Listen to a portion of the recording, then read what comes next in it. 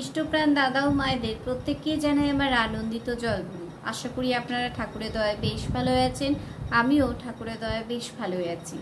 প্রত্যেক দিনের মতো পরম প্রেমময় শ্রী শ্রী ঠাকুর অনুকূল চন্দ্রের শ্রীহস্তলিখিত সত্যানুসরণ গ্রন্থ পাঠ করব এবং যতটুকু আমি একটু বোঝার চেষ্টা করি ততটুকুই একটু ব্যাখ্যা করার চেষ্টা করব।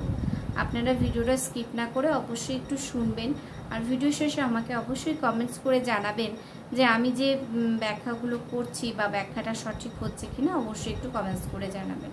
জয়গুরু, তো কথা বাড়াচ্ছি না, শুরু করছি পরম প্রেমময় শ্রী শ্রী ঠাকুর অনুকূল চন্দ্রের শ্রীহস্তলিখিত সত্যানুসরণ গ্রন্থ পাঠ ও তার ব্যাখ্যা।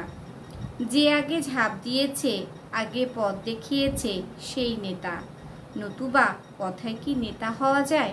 ঠাকুর বলছেন যে আগে ঝাঁপ দিয়েছে। কোনো কাজে যদি আমরা কোনো কাজে কোনো বিষয়ের মধ্যে যদি আমরা আগে ঝাঁপ দিই বা পথ দেখায়, সেই নেতা, সেই কিন্তু নেতা হয়।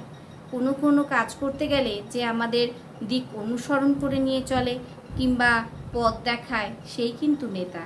নতুবা শুধু কথায় কি নেতা হওয়া যায়? আমরা কি আজকে কোনো কিছু করলাম না, জানালাম না বা সবাইকে পথটা দেখালাম না, তাহলে কি কখনো আমরা নেতা হতে পারবো? নিশ্চয়ই নয়।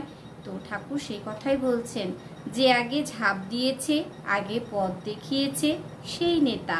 নতুবা কথায় কি নেতা হওয়া যায়? আগে অন্যের জন্য যথা সর্বস্ব ঢেলে দাও। অন্যের জন্য কিন্তু যথা সর্বস্ব ঢেলে দিতে হবে। নিজের জন্য কখনো কিছু ভাবা যাবে না।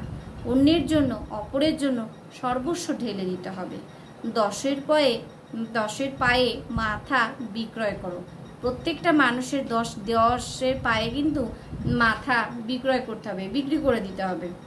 আর কারো দোষ বলে দোষ দেখা ভুলে যাও। আজকে ওর দোষ আছে, আমি ওর দোষ দেখে নিলাম, তা কিন্তু করলে হবে না। দোষ দেখাটা ভুলে যেতে হবে।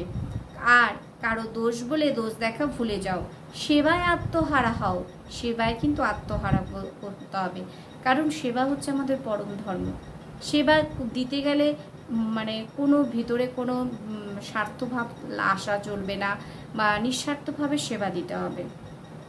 তবে নেতা, তবে কিন্তু নেতা কিন্তু তখনই হওয়া যায়, তার আগে কিন্তু হওয়া যায় না। তবে দেশের হৃদয়, তবেই কিন্তু দেশের হৃদয় হওয়া যায়।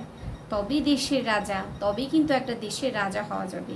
নতুবা ওসব কেবল মুখে মুখে হয় না। ঠাকুর বলছেন ওসব কিন্তু মুখে মুখে হবে না। শুধু বলে দিলাম বা ভেবে নিলাম এটা কর, ওটা কর, সেটা কর, তা বললেও কিন্তু হবে না। আগে তোমাকে নিজের কর্মের দ্বারা, নিজে সেবার দ্বারা সমস্ত কিছু করতে হবে। তাহলেই কিন্তু তুমি নেতা হতে পারবে, তার আগে নয়। যদি নেতা হতে চাও, ঠাকুর বলছেন যদি নেতা হতে চাও তবে নেতৃত্বের অহংকার ত্যাগ করো। নেতৃত্বের অহংকার ত্যাগ করতে হবে। আপনার গুণগান ছেড়ে দাও, নিজের গুণগান কিন্তু ছেড়ে দিতে হবে। পরের রীতে যথাসর্বস্ব দান করো। পরের জন্য যথাসর্বস্ব দান করতে হবে।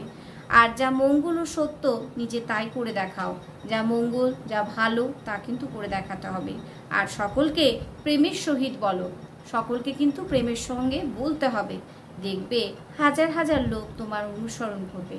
তখন যদি তুমি এই কাজগুলো করতে পারো, ঠাকুর যে কথাগুলো বলেছেন, তাহলে কিন্তু দেখবে হাজার হাজার মানুষ তোমার অনুসরণ করছে, তোমার কথা শুনছে। কিন্তু ঠাকুর ব্যতীত অন্য কাজ যদি আমরা করি, তাহলে কিন্তু কেউ আমাকে নেতা বলে মানবেও না, আর আমার অনুসরণও কেউ করবে না। তাই অবশ্যই নিজের জীবনে সবসময় ঠাকুরের কথাকে ফুটিয়ে তোলার চেষ্টা করতে হবে। তাহলে কিন্তু আমরা সবসময় ভালো থাকবো। কারণ ঠাকুর কিন্তু আমাদের ভালো চান, কিন্তু আমরা কোনোদিনই তা করতে পারি না। তাই জন্য কিন্তু আমাদের এই দুর্দশা ভোগ করতে হয়।